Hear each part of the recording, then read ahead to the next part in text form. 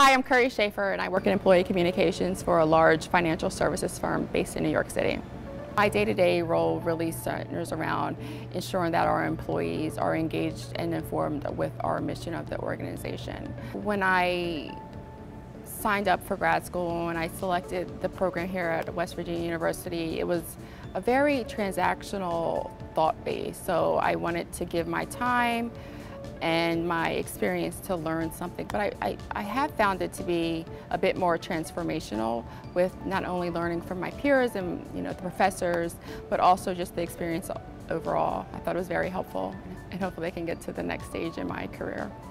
I think my favorite part of the program was really the autonomy. Just being able to problem solve, strategize, and then come up with tactics to solve a lot of the challenges or even some of the case study questions that were put forth in class. Did also have hesitations with joining a full-time online program. I didn't want to feel disconnected. I didn't want to feel like I was missing out on the experience of grad school overall.